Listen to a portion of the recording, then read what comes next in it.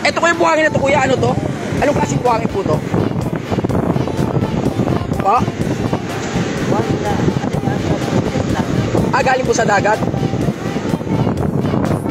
Kung ganyan po yung pag-process. Kuya, kung ano ko na to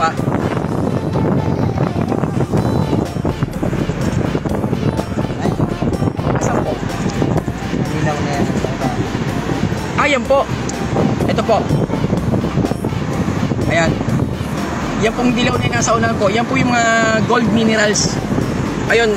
So, sa barangay Luklukan po, makahingi sana tayo ng tulong sa government po nila. Ito kuya, tunay na gold to kuya.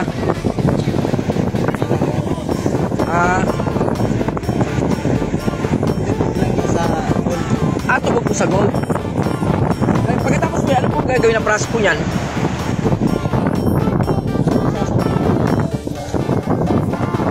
Isasampa din ito, sasampin na po na parang tela.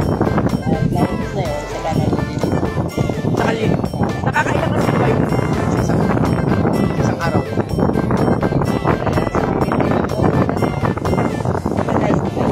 Nakakailan ano po? Isang bahay hina? Ay din ang kalahati. Kalahati? Okay po. Galing no? So, isang buong araw nyo po yung tinatrabaho? Nakakabagkano naman po kayo sa isang araw naman po? Nakakabagkano naman po sa araw naman po na po pamilya kahit pa. Saan nyo po dito kuya tinatry mo na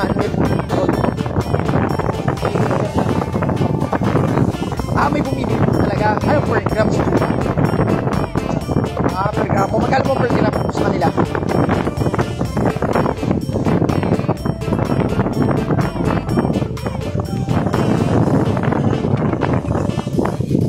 Gramo sa libo. Basta palang gramo na ano? Parang kaligal po yan, no? Parang kaligal po yan. Ano po ba? So, eto po yan, no? Ayan po yung gold. Paano nyo po yung nalaman na gold po siya?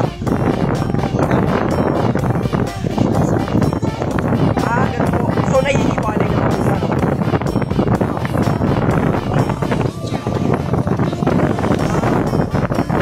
So, ayan po yung mga gold minerals po, no? Ayan. At kasama po ba to? Ito lang po sa unahan. Galing nyo kuya, no?